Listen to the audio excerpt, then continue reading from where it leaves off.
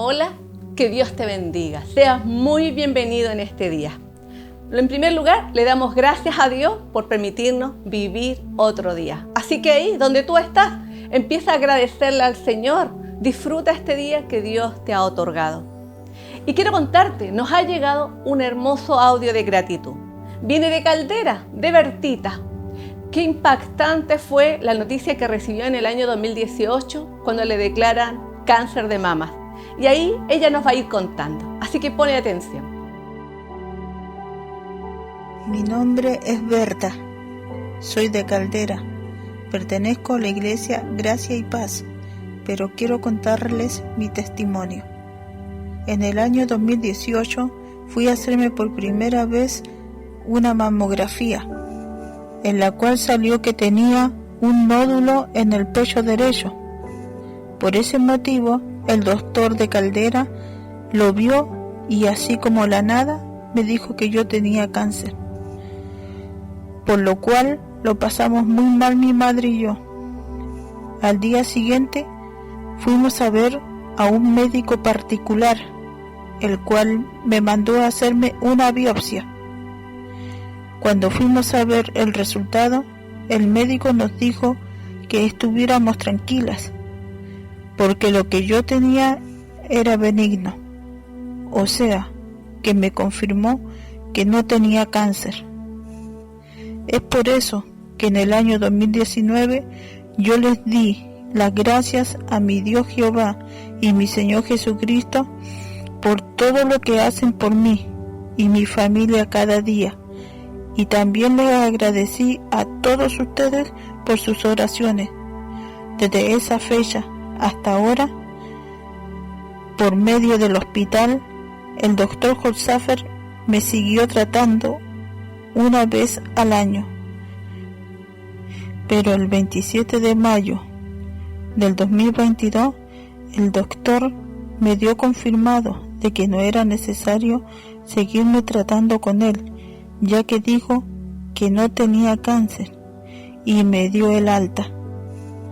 Por ese motivo, siempre les doy la honra y la gloria a mi Dios Jehová y mi Señor Jesucristo, porque para ellos no hay nada imposible. Ellos todo lo pueden y siempre están cuando uno más lo necesita. Quiero darles las gracias a todos los hermanos que oraron por mí, porque mi Dios escuchó todas sus oraciones. Por eso, hermanos, los invito a dar siempre testimonio de todos los milagros que ellos hacen por nosotros cada día, y que el amor y la fe que les tenemos nunca las perdamos. ¿Escuchaste la gratitud de Bertita? ¡Qué tremendo, qué tremendo, qué bendito, qué glorioso es el Señor! ¿Qué palabras le puedes decir en esta hora de gratitud a Dios? Mira, que te llegue una noticia tan impactante. Imagínate cómo tiene que haber estado su corazoncito, cómo tiene que haberse sentido desesperada, ella, su mamita. No, es tremendo. Pero ¿sabes qué? Mira, escucha bien este salmo que traigo hoy día, Salmo 27, del 13 al 14. Hubiera yo desmayado si no creyese que veré la bondad de Jehová en la tierra de los vivientes. Aguarda a Jehová, esfuérzate y aliéntese tu corazón. Sí, espera a Jehová. Este es un salmo de David. Él lo escribió en un momento de angustia, de aflicción, ahí triste. Él escribió esto. No sé en qué momento te encuentras tú. No sé en qué dificultad estás tú. Pero sabes que en el tiempo, cuando Bertita nos cuenta que en el año 2018 llega esta noticia, un cáncer de mama, y después el 2019, ahí la atiende otro doctor, le hace una biopsia y ven que es benigno. Para la gloria del Señor. Aleluya. Y ella daba gracias por todas las oraciones y que en ese tiempo, en el año 2019, ella daba gracias a Dios. Pero ella quedó con controles permanentes. Pero ¿sabes qué es lo glorioso? Que en este año 2022 el doctor le dice, estás de alta. Mira, qué gloriosa esta frase, estás de alta. Ahora en adelante te vas a tratar como cualquier dama, una vez al año, los controles normales, porque estás bien. La confianza que Dios te da, la tranquilidad que Dios te da, la paz que Dios te puede dar. Así estuvo David, así estaba David en ese momento afligido. Pero ¿sabes qué? Tuvo que aprender a esperar en la bondad del Señor, en lo bueno de Dios, a estar ahí confiado, que Él te va a fortalecer. Por eso yo quiero orar por ti en esta hora y que puedas decirle: Señor, ayúdame a esperar con paciencia. Ayúdame a esperar que mi fe ahí se vaya fortaleciendo cada día, a sostenerme en ti. Pueden venir muchas cosas, te pueden llegar noticias malas, pero ¿sabes qué? Sostente en la roca, que es nuestro Señor. Así como se sostuvo David, así como se sostuvo Bertita, su mamá también. Glorioso el Señor. Así como tenemos que sostenernos todos los que creemos en el Señor, que creemos en un Dios que es poderosísimo y que va a estar con nosotros en las buenas y en las malas. Él no nos da la espalda, no nos deja solos. Así que te quiero invitar a orar ahora. Cierra tus ojitos ahí donde tú te encuentres. Dile al Señor. Él ya sabe tu aflicción, Él ya sabe lo que estás pasando. Pero dile: Señor, esto me aflige, esto me duele, esto me complica, esto me angustia, esto me aflige, esto me entristece. Gracias, Señor, porque tu oído está atento para tus hijos. Gracias, Señor, porque tu misericordia es grande. Muchas gracias, Señor, porque esa gran misericordia nos alcanza. Te alabamos y te bendecimos en esta hora. Y le ruego, Señor, humildemente, le ruego que pueda visitar ahí, a donde están en sus hogares, en sus trabajos, en las calles, donde ellos se encuentren. Los que están afligidos, los que están complicados, los que están angustiados, los que ya dicen: ya no puedo más. Los que están hasta pensando ahí en su mente atentar contra su propia vida. Por favor, Señor, visítelos a través de su Espíritu Santo, que es poderoso. Visítelos ahí donde ellos se encuentren. Que tu bondad les alcance, que tu compasión, Señor, les alcance. Fortalézcalo en esta hora y que la palabra de hoy, que su presencia, Señor, les pueda tocar en esta hora y pueda traerle algo distinto, que el velo de sus ojos sea quitado, Señor, que el tapón de sus oídos sea arrancado. Toque sus corazones, Señor, estremezca con su hermosa presencia, que el fuego purificador, que el fuego poderoso del Espíritu Santo pueda tocar su vida ahí donde ellos se encuentran. Solo usted lo puede hacer. Solo usted tiene el poder para alcanzarlo, Señor. Tenga misericordia de sus vidas. Le doy el honor, le doy la gloria. Gracias. Gracias por lo que hace en medio nuestro. Gracias, Señor, por darnos la oportunidad de exaltar su bello nombre. Muchas gracias, mi Señor. Reciba el honor en esta hora. En el nombre de Jesús. Amén. Amén. Y ahora te invito a que pongas mucha atención. Escucha esta hermosa palabra de hoy. Hola, muy buenos días. ¿Cómo se encuentran esta mañana? Es una alegría nuevamente poder llevar una reflexión de la palabra del Señor. Pero quiero comentar algo. Decirte que vamos a comenzar con una reflexión de las parábolas del Señor. Algunas de ellas, centrado principalmente en el libro de Mateo. Entonces, para ello vamos a definir lo que es una parábola. Parábola, del hebreo mashal, significa semejante, comparar. Una parábola, por tanto, es una comparación de dos objetivos con fines didácticos, generalmente como un relato.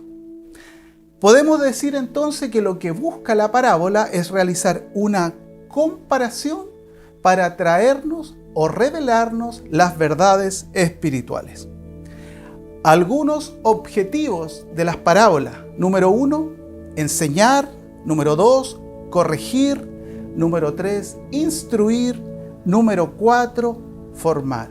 Y también, ¿qué otra cosa busca las parábolas? Las parábolas también buscan desafiar el pensamiento del hombre. Por eso ahora a continuación veremos algunos elementos que intervienen en una parábola. En primer lugar, como dijimos, la parábola busca una comparación o una similitud con algo espiritual, asociándolo con algo diario o algo de la vida normal. ¿Por qué? Porque en primer lugar tenemos que hacer esta salvedad. Todos sabemos que existe un mundo espiritual y un mundo físico. Entonces lo que hace la parábola es tratarlos de poner al mismo lugar para poder explicar de una mejor forma lo que en el mundo espiritual pasa, trayéndolo esto a la realidad de nuestra vida. También, ¿qué otro componente o elemento de la parábola? En primer lugar, identificar a quienes participan en ella. Por ejemplo, el caso del juez, ¿cierto? Y la viuda. Tenemos un juez injusto y una viuda. ¿Qué otra cosa? Identificar el tema de esta parábola o argumento. Siguiendo con el mismo ejemplo del juez y la viuda, ¿qué quería ella? Que le hiciesen justicia, por ejemplo. Identificar a quién va dirigida la parábola, ¿cierto? Y otra cosa, al final ya, la reflexión y la aplicación de esta parábola. Ahora, esta parábola nosotros podemos ver que es la última oportunidad que ofrece el Señor Jesucristo para que la gente pueda entender. Y esto vamos a tratar de descifrarlo justamente en el Evangelio de Mateo capítulo 13. ¿Por qué el Señor Jesús comienza a emplear parábolas? Mira lo que dice ahí el Evangelio de Mateo capítulo 13. Vamos a leer algunos versículos desde el 10 en adelante. Dice así, justamente lleva por título El propósito de las parábolas. Entonces, acercándose los discípulos, le dijeron, ¿por qué les hablas en parábolas? Él respondiendo les dijo, porque a vosotros os es dado saber los misterios del reino de los cielos, mas a ellos no le es dado. Porque a cualquiera que tiene se le dará y tendrá más, pero el que no tiene, aun lo que tiene le será quitado. Por eso les hablo en parábolas, porque viendo no ven y oyendo no oyen ni entienden. De manera que se cumple en ellos la profecía de Isaías que dijo, de oído oiréis y no entenderéis, y viendo veréis y no percibiréis, porque el corazón de este pueblo se ha engrosado y con los oídos oyen pesadamente y han cerrado sus ojos para que no vean con los ojos y oigan con los oídos y con el corazón entiendan y se conviertan y yo los sane. Pero bienaventurados vuestros ojos porque ven y vuestros oídos porque oyen. Porque de cierto os digo que muchos profetas y justos desearon ver lo que veis y no lo vieron, y oír lo que oís y no lo oyeron. Bueno, este pasaje nos lleva inmediatamente a reflexionar. En primer lugar, nosotros vemos que de acuerdo a esta declaración que hace nuestro Señor Jesucristo o a esta respuesta que le da a sus discípulos, nos damos cuenta que Él está emitiendo un juicio a través de las parábolas. Incluso también los llama bienaventurados a los cuales no es necesario explicarles los misterios del reino a través de las parábolas. Y Jesús se basa justamente en el capítulo 6 del libro de Isaías para referirse a las parábolas. ¿Y qué pasaba en el capítulo 6 del libro de Isaías? Bueno, si tú lo has leído, en primer lugar aparece ahí el llamamiento que Dios, o el llamado que Dios le hace a Isaías. Isaías nos habla ahí que él tuvo una visión del trono de Dios, una maravillosa visión del trono de Dios, donde veía al Señor en todo su esplendor. Pero también hay algo importante. En el capítulo anterior había terminado el reino de Usías, que fue en su primer tiempo uno de los buenos reyes que tuvo el pueblo de Dios. Pero ¿qué pasó con él? Llegó en un momento determinado que dice la Escritura que él se rebeló contra el Señor, que su corazón se enalteció. Incluso entró al santuario a ofrecer incienso, algo que no le correspondía a él, le correspondía a la familia de Aarón. ¿Y qué pasó con él? Dice la Escritura que Dios se enoja contra él y desata lepra sobre su frente, la cual le acompañó hasta su muerte. ¿Y qué otra cosa pasaba ahí? En ese momento Dios desata un juicio contra Judá. Entonces podemos entender acá que cuando el Señor Jesucristo toma estas parábolas y le dice a sus discípulos por qué lo está realizando, basándose justamente en el capítulo 6 del libro de Isaías, Dios inmediatamente hace una separación en su audiencia. ¿Qué significa esto? Tiene a los más cercanos, que serían sus discípulos, y aquellos quienes le seguían y lo escuchaban, pero no de una forma interesada, no para que soltara un milagro, no para que soltara una sanidad, sino que realmente lo seguían porque seguían a la persona del Señor Jesucristo y no las cosas que se hacían a través de él. Tú podrás preguntarte entonces, ¿será Dios injusto o tiene preferidos? Pero sabes que justamente acá el Señor Jesús estaba viviendo algo muy parecido a lo que se vivió en el tiempo de Isaías, y que habla el capítulo 6, cuando Dios desata el juicio contra Judá. Y para eso he resaltado algunos versículos y capítulos de este libro de Mateo hasta llegar a la primera parábola que la encontramos en el capítulo 13. Entonces, ¿qué podemos decir acá? Vemos un esfuerzo sobrenatural del Señor por dar a conocer el reino de Dios. Su deseo era dar a conocer al Padre, como nos dice la misma Escritura en Juan, y a su Hijo, a quien él había enviado. Y para esto realiza muchos esfuerzos. Mira lo que dice Mateo 4:23, por ejemplo, dice: y recorrió Jesús toda Galilea, enseñando en las sinagogas de ellos y predicando el evangelio del reino y sanando toda enfermedad y toda dolencia en el pueblo. Aquí vemos al Señor Jesucristo cumpliendo su misión, donde Él enseñaba. Dice que Él enseñaba ¿dónde? En las sinagogas.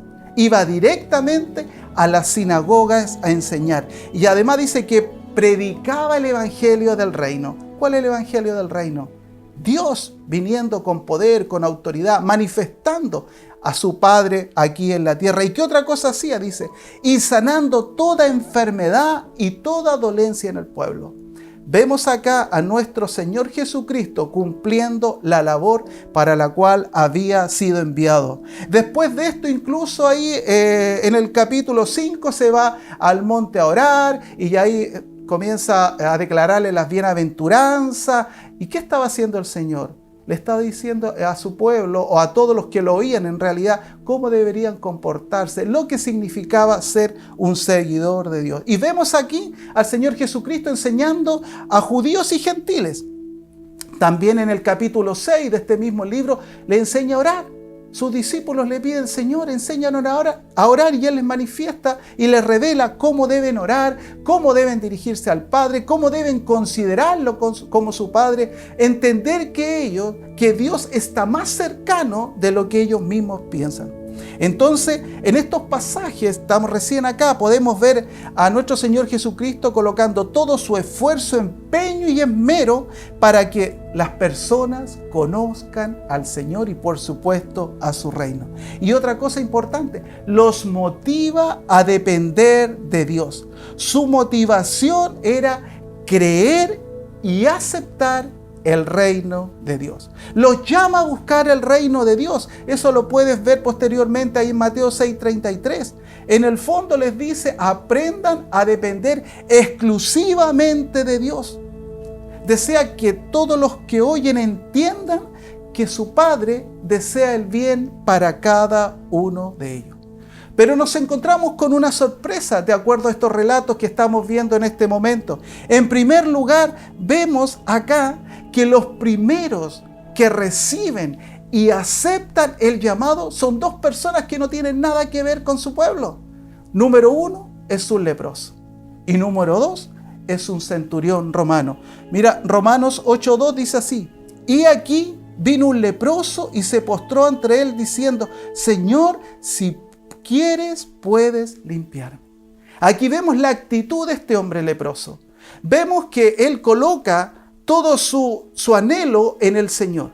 Vemos que dice, como nos decía ahí en Mateo 6:33, busca el reino de Dios y su justicia, ¿cierto? Acá este hombre está diciendo: Señor, de usted depende si me sana o no me sana. Pero yo vengo y espero y acepto su voluntad. Y mira también lo que dice el centurión ahí mismo en Romanos 8, del 5 en adelante, dice: entrando Jesús en Capernaum, vino a él un centurión rogándole y diciendo: Señor, mi criado está postrado en casa, paralítico, gravemente atormentado. Y Jesús le dijo: yo iré y le sanaré. Respondió el centurión y dijo: Señor, no soy digno de que entres bajo mi techo.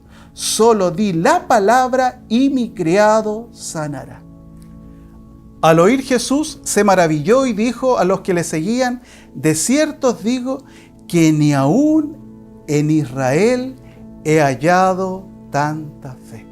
Es decir, a quienes Jesús había sido enviado no tenían la fe que tenía este centurión romano.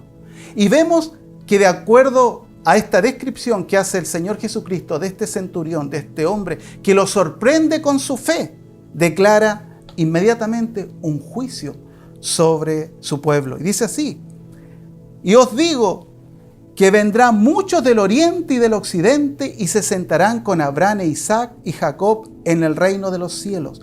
Mas los hijos del reino serán echados a las tinieblas de afuera. Allí será el lloro y el crujir de dientes. Esta es la primera oportunidad donde vemos al Señor Jesucristo desatando un juicio. ¿Y por qué? Por la incredulidad de su pueblo. Posteriormente, Él se da cuenta también de la incredulidad de sus discípulos. Mateo 8:26. Él les dijo: ¿por qué teméis, hombres de poca fe? Entonces, levantándose, reprendió a los vientos y al mar, y se hizo grande bonanza. Y no solo basta con esto, sino que posteriormente comienza a levantarse una oposición contra él. Recuerda que estamos viendo por qué el contexto de las parábolas, por qué Jesús se ve obligado a hablar en parábolas. Entonces ahora comienza, como dijimos, a levantarse una oposición contra su ministerio. Una vez que él libera a los endemoniados, la gente le pide que se vaya de sus contornos. Mira lo que dice ahí: y toda la ciudad salió al encuentro de Jesús, y cuando le vieron le rogaron que se fuera de sus contornos. Aquí vemos que el ministerio del Señor estaba afectando no solamente el reino espiritual, sino la vida de los que vivían ahí.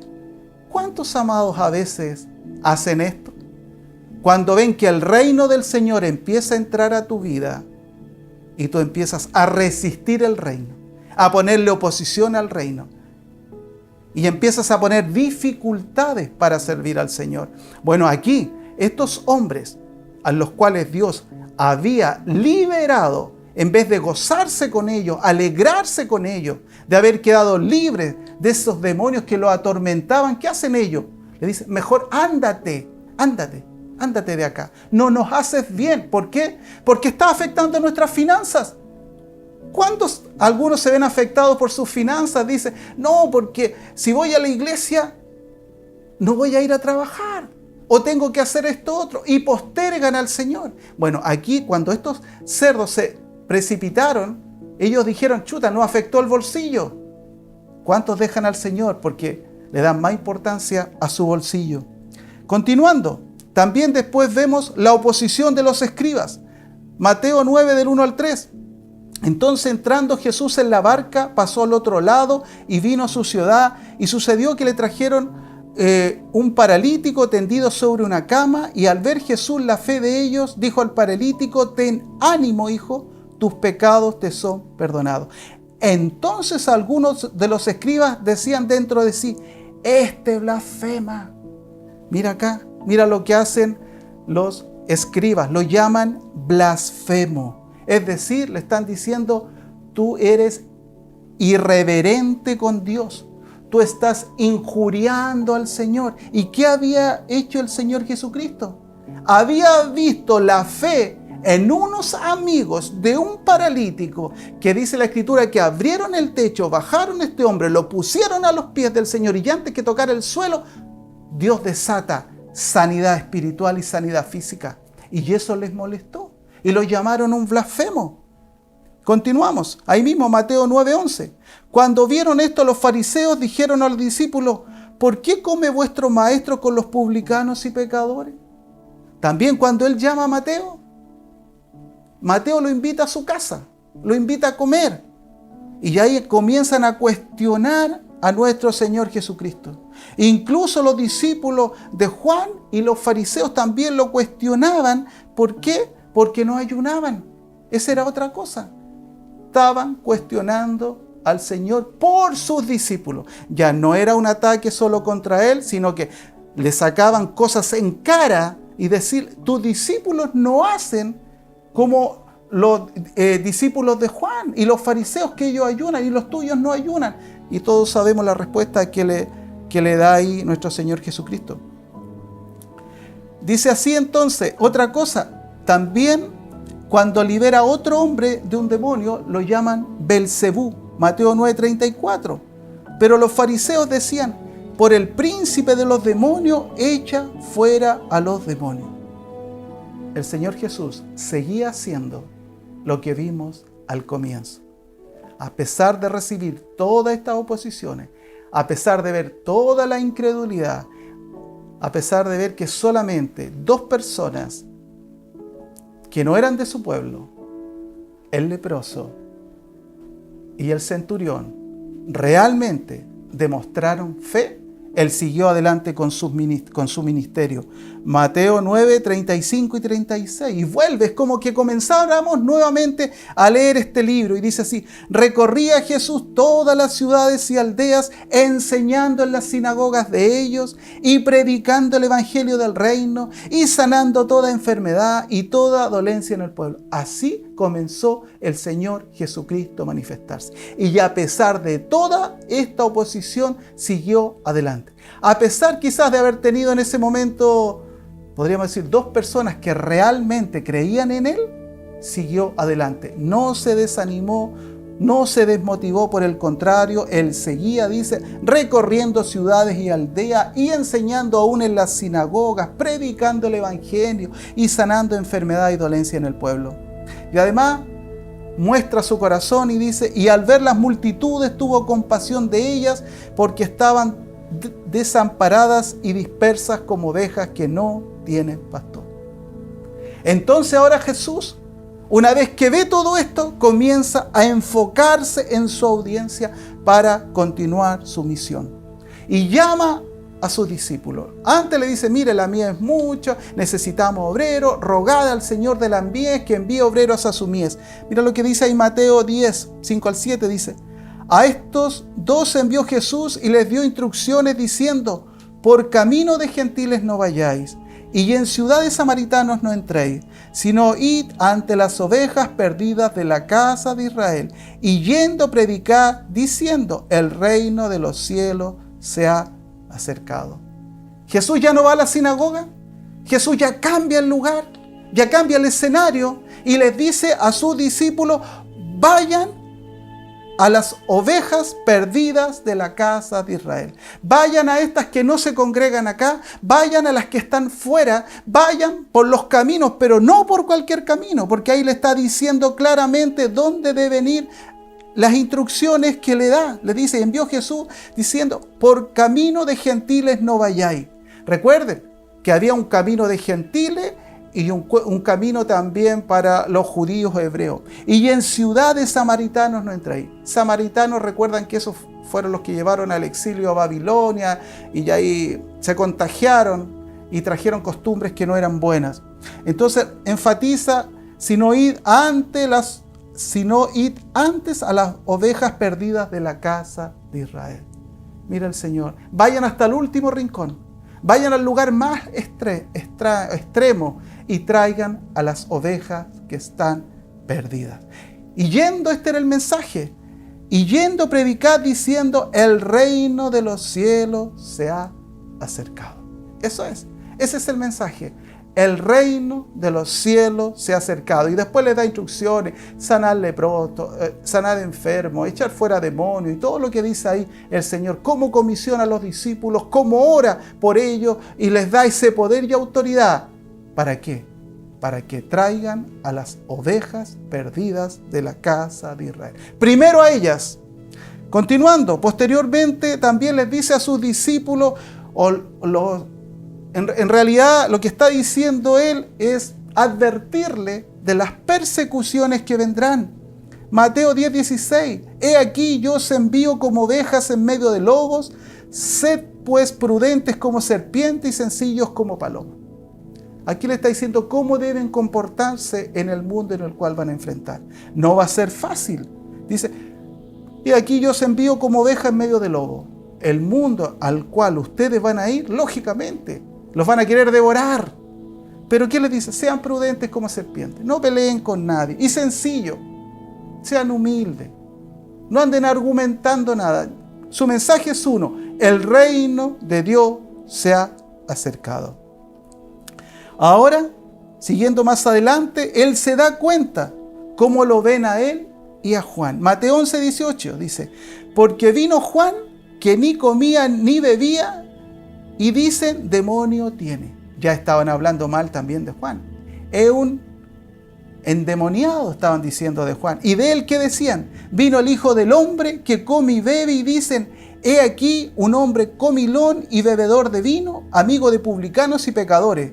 Pero la sabiduría es justificada por sus hijos. Entonces acá el Señor, yo creo sinceramente que ya se cansa. Así como Dios se cansó, Isaías capítulo 6, con Judá, y desató un juicio contra Judá, porque cuando tú lo leas, dice que prácticamente no va a quedar nada, va a ser completamente destruido, solamente un remanente. Lo mismo el Señor Jesús toma esta posición acá. Una vez que Él se da cuenta que todo su esfuerzo, todo su sacrificio que ha realizado, solamente ha visto oposición, solamente ha visto que hablan mal de sus discípulos, hablan mal de Juan, hablan mal de él, lo llaman demonio, Belcebú. Entonces llega un momento que el Señor Jesús desata ya un juicio contra las naciones que no recibieron este mensaje. Mateo 11:20 al 24 dice, entonces comenzó a reconvenir a las ciudades en las cuales había hecho muchos de sus milagros, porque no se habían arrepentido. Mira qué importante. El mensaje del Señor es para que nos arrepintamos. Y continuando dice ahí, ay de ti Corazín, ay de ti Betsaida, porque si en Tiro y en Sidón se hubieran hecho los milagros que han sido hechos en vosotras, tiempo que se hubieran arrepentido en silicio y en ceniza. Ese es el propósito, amado. Esa es la idea de los milagros. Versículo 22. Por tanto os digo que en el día del juicio será más tolerable el castigo para Tiro y para Sidón que para vosotras. Y agrega otra ciudad. Y tú, Capernaum, que eres levantada hasta el cielo, hasta el Hades serás abatida. Porque si en Sodoma se hubieran hecho los milagros que han sido hechos en ti, habría permanecido hasta el día de hoy. Por tanto os digo que en el día del juicio será más tolerable el castigo para la tierra de Sodoma que para ti. ¿Sabe lo que está diciendo acá el Señor Jesucristo? Que los milagros que yo estoy haciendo a través de la autoridad de mi Padre son más poderosos que los que se hicieron en Sodoma y Gomorra. Porque si ellos hubieran recibido estos milagros, se hubiesen convertido. Y aunque estos milagros sean mayores a los que fueron realizados, ustedes no se han convertido. Tú Corazín, tú Betsaida, tú Capernaum. Entonces el Señor Jesús entiende acá claramente que su ministerio en este momento no estaba llegando como Él creía y quería que llegase. Y para culminar, existe un plan de matar a Jesús por haber realizado una sanidad a un leproso. Mateo 12:14, y salidos los fariseos tuvieron consejo contra Jesús para destruirle. Pero mira, yo creo que la blasfemia mayor que realizaron y que desata este comienzo de parábola, la encontramos en el versículo 14, cuando ellos blasfeman contra el Espíritu Santo. Porque el Señor Jesucristo, una vez que realizó la liberación del endemoniado, Él les dice que lo había hecho en el nombre de Belcebú. Y mira lo que dice el Señor Jesús, Mateo 12:32. Y cualquiera que dijere alguna palabra contra el Hijo del Hombre, le será perdonado. Pero al que hable contra el Espíritu Santo, no le será perdonado, ni en este siglo, ni el venidero. La verdad que leer esto asusta un poco. El único pecado que no tiene perdón es cuando hablamos mal del Espíritu Santo. Porque acá el Señor Jesucristo claramente está diciendo que el que diga una palabra contra el Hijo del Hombre le será perdonado. Pero el que hable contra el Espíritu Santo no tiene perdón, sino que incluso dice la Escritura que es reo de eterno juicio. Y esto, amado, mientras preparaba esto me llevaba a reflexionar.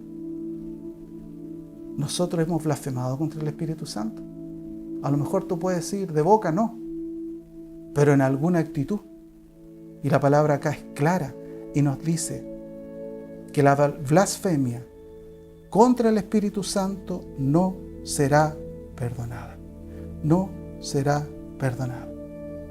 Y esto es lo que marca el broche para que el Señor Jesús parta su audiencia en los cercanos y en los que fueron oposición siempre. En los que cuestionaron sus obras, en los que cuestionaron su llamado, en los que cuestionaron que era el Hijo de Dios. Aquí Dios en este momento dice, se acabó, y toma capítulo 6 del libro de Isaías para desatar el mismo juicio que Dios desató contra Judá. Jesús les llama ahí en Mateo 12:34, generación de víboras, ¿cómo podéis hablar lo bueno siendo malos? Porque de la abundancia del corazón habla la boca. Entonces vemos acá al Señor Jesucristo se cansó de esta generación incrédula, de esta generación perversa, de esta generación idólatra, de esta generación que solamente buscaba el bien propio, pero que no se daba cuenta que Dios había enviado a su Hijo para que fuera sacrificado por ellos, para alcanzar realmente lo importante. Mateo 12:38 y 39 dice, entonces respondieron algunos de los escribas y de los fariseos diciendo, Maestro, deseamos ver de ti señal. Respondió y les dijo, ¿la generación mala y adúltera demanda señal? Pero señal no le será dada, sino la señal del profeta Jonás. Todos sabemos esa señal. ¿Qué está diciendo el Señor? Se acabó. Aquí el Señor para. Aquí dice, me cansé. Ya no les muestro más el reino. Aquí paré. Todo lo que he hecho era ¿para qué? Para dar a conocer al Padre y decirle, el reino de Dios se ha acercado. ¿Y quién representa el reino? Él representaba el reino. Pero llegó el momento cual que Dios se cansa. También puede pasar con nosotros. ¿Cuántas veces insistimos en alguna situación? Pero va a llegar el momento que Dios se va a cansar y no lo vamos a escuchar. ¿Recuerda cuando Dios se enojó con su pueblo en el desierto y ya no habló más? Cayó y comenzó a hablar por intermedio de Moisés. Ya no quería hablar más con su pueblo. Dios se cansó. Jesús se cansó. Vio tanta oposición. Vio cómo lo cuestionaban, cómo lo perseguían, pero más que el daño a él. Porque dice, cualquiera que diga algo contra mí le va a ser perdonado. Pero el que hable contra el Espíritu Santo no le será perdonado. Y eso, ¿sabes cómo se llama? Celo. Porque él tenía el Espíritu de Dios viviendo en él. Ese celo Lo llevó al punto tal de decir, ya no muestro más señales, ya hice todo lo suficiente, y si ustedes no creyeron, ya es cosa suya. El que tiene oídos para oír, oiga. Eso decía el Señor Jesucristo. Llegó el momento entonces en el cual nuestro Señor Jesucristo comienza a enseñar a través de parábolas. Entonces, resumiendo, ¿por qué Jesús enseña a través de las parábolas? Porque llegó un momento tal que el pueblo no entendió, que el pueblo se fue contra él, que el pueblo lo juzgó, lo cuestionó, lo llamó, como dijimos, Belcebú, cuestionó su ministerio. Entonces el Señor para y descansa. ¿Y qué hace el Señor ahí? Separa su audiencia entre los que le siguen y los que no le siguen. Entre los que dicen ser y no lo son. Entonces, qué importante entender esto. Qué importante entender. Yo creo que en este día, porque vamos a comenzar una serie de reflexiones, de parábolas, entender estos puntos. Entender por qué Dios usa la parábola. El Señor se cansa. Entonces, por eso no está diciendo ahí como leímos al principio. Dice, entonces le dijo a sus discípulos, a ustedes es dado a saber los misterios del reino de los cielos, mas a ellos no les es dado. Qué terrible, amado, este juicio. ¿Por qué un juicio? Dios ya desató quiénes realmente les es dado y a quienes no les es dado. Pero aquí muestra algo maravilloso y glorioso. ¿A quiénes les es dado? Al que tiene, al que anhela, al que desea, al que le busca. A ese le es dado, dice. Al que tiene, dice, se le dará y tendrá más. Si tú quieres más del Señor, si tu corazón se abre al Señor, tú le buscas, dice que el Señor te va a dar más. Al que tiene le dará más, dice el Señor. Al que tiene se le dará más y tendrá más. Pero el que no tiene, aún lo que tiene le será quitado. ¿Y sabes quiénes son los que no tienen? Aquellos que no le dan importancia a Dios. Aquellos que tienen prioridades sobre el Señor. A ellos, incluso lo que tienen es quizás esa pequeña fe te va a ser quitada. Quizás esa pequeña relación que tienes con el Señor va a ser quitada. ¿Sabes por qué? Porque te va a ser quitada aquí y se le va a dar al que quiere, al que anhela, al que busca, al que se esfuerza. El Señor Jesús se esforzó por traer el reino y por demostrar el reino de Dios. Y ahí dice, porque a cualquiera que tiene se le dará y tendrá más, pero el que no tiene, aún lo que tiene le será quitado. Por esto les hablo por parábola, porque viendo no ven, y oyendo no oyen ni entienden. Lógicamente, amado, el que no tiene, Dios no se le va a poder revelar. El que no busca, Dios no se le va a revelar. El que no se esfuerza, Dios no se le va a revelar. Y cada vez lo vas a sentir más lejano. Ya no va a ser tan importante para ti. Ya no va a ser tan importante conectarte en una reunión. Ya va a ser más importante tener una reunión social, o una amistad, un amigo, un familiar, o salir de compra. ¿Sabes por qué? Ojo, lo que tenía te está siendo quitado. Ojo, hay que tener... Realmente en esta mañana quiero hablarte justamente de esta situación. Nosotros estamos viendo que se está cumpliendo proféticamente lo que dice la palabra, el tiempo de la apostasía. Hay muchos que estuvieron y ya no están. Y hay muchos que hoy están y quizás en un tiempo más ya no van a estar. ¿Sabes por qué? Porque no le dan la relevancia al reino de Dios. No le dan la importancia que esto tiene. Y como dice la Escritura ahí, porque de esta forma se cumple la profecía de Isaías. De oído oiréis y no entenderéis. Vas a leer la Escritura y no vas a entender nada. Vas a escuchar una predicación y no vas a entender nada. Y viendo, dice, veréis y no percibiréis. Veréis milagro y para ti va a ser como algo natural o algo normal. ¿Sabes por qué? Preocúpate.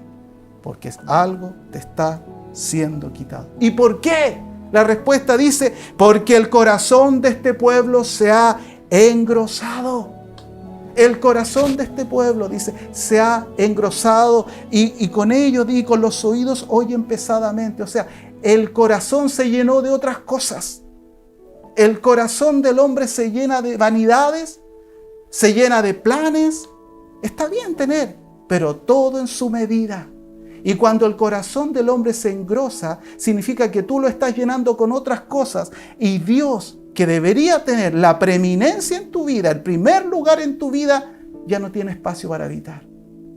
Y Él comienza a quedar a un lado. Y más, dice, y oyen pesadamente. Ya no quieren quizás oír un mensaje. Ya les es aburrido. Pero ¿quién abrió la puerta de esto? Como vimos acá, todo este rechazo que el Señor Jesús, toda esta oposición que el Señor Jesús recibió, todo esto que Él vivió, todos estos cuestionamientos, todos estos argumentos. Por eso comienza a pasar esto, dice, para que no vean con los ojos, porque el juicio es desatado, dice, y oigan con los oídos, y con el corazón entiendan, y escucha, y se conviertan, y yo los sane.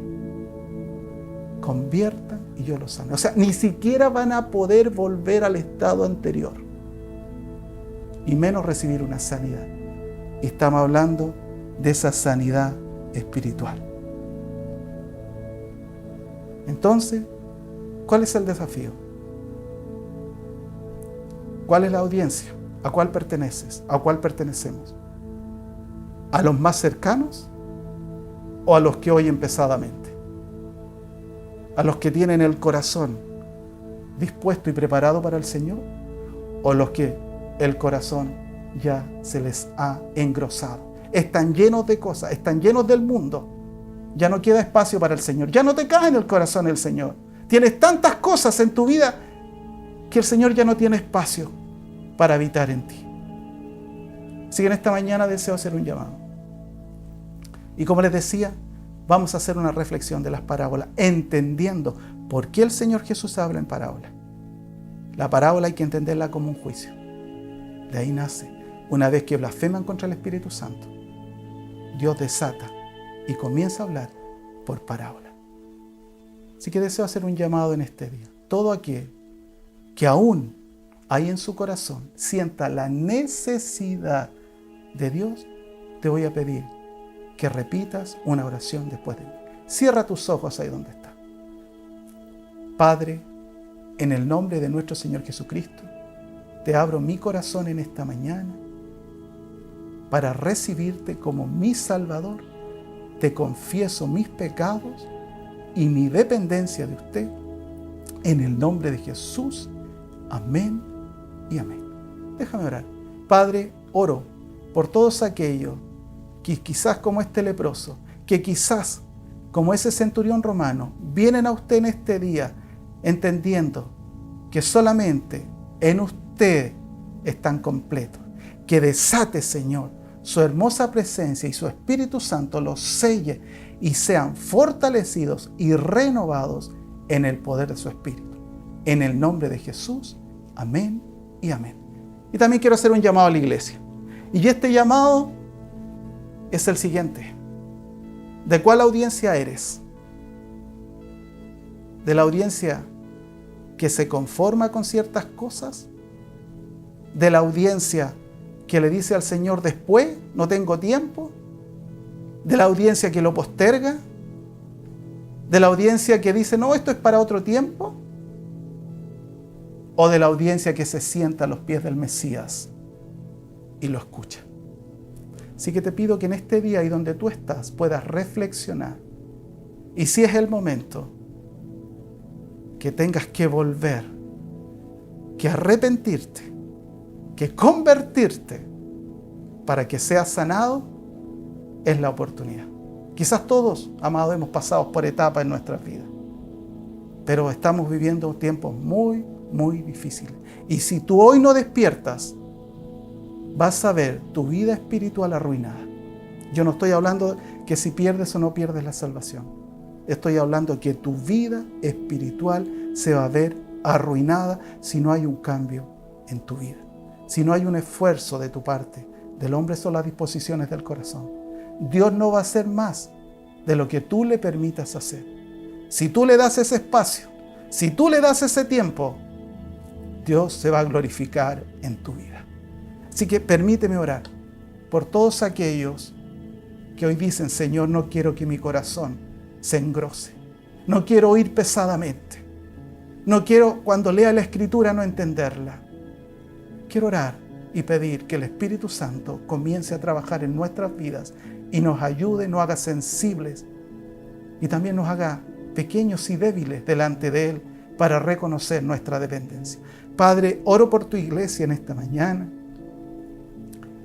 Pido que tu Santo Espíritu venga, more, habite cada una de nuestras vidas, mi Señor. Y perdona por el tiempo que hemos perdido, por todas las veces que te hemos dejado, por todas las veces que te hemos cambiado por alguna actividad, por todas las veces que en nuestras vidas, Señor, alguna situación tuvo un mayor protagonismo que usted. Perdónanos, Señor, somos humanos, vivimos en un cuerpo humano, en una tierra, pero también entendemos que nuestra ciudadanía no es esta.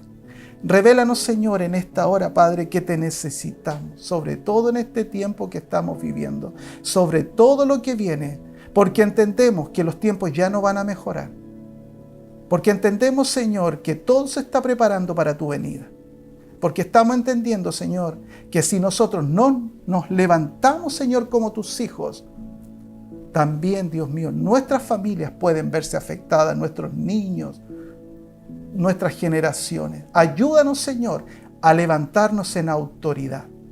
Ayúdanos, Señor, en esta hora, Dios mío, a tomar el lugar que nos corresponde, Señor. Y si nos hemos declarado hijos tuyos, que realmente nuestros actos, nuestros hechos, nuestros frutos así lo demuestren. Te pido, Padre, en el nombre de nuestro Señor Jesucristo, que tu hermosa presencia y tu Santo Espíritu me redarguya, me confronte, me hable, por favor, mi Señor, porque es por mi bien. Ayúdame en esta hora, Señor. Ayúdame a seguir adelante, Señor. Ayuda a tu pueblo, ayuda a tu iglesia, mi Señor.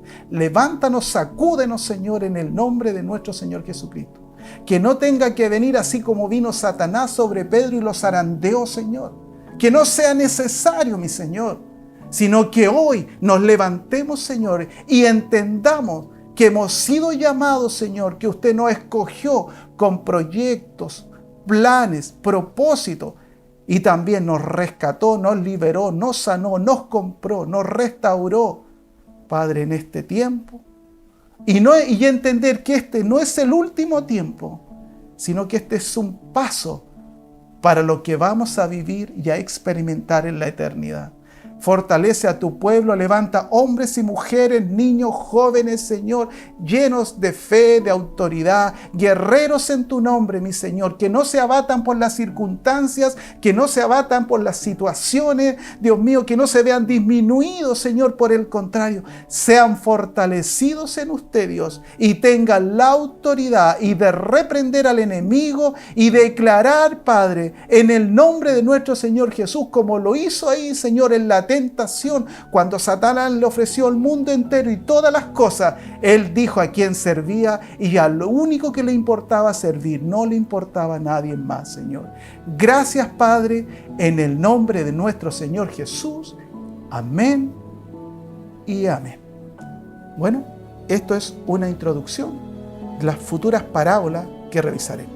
Que tengas una muy bendecida semana.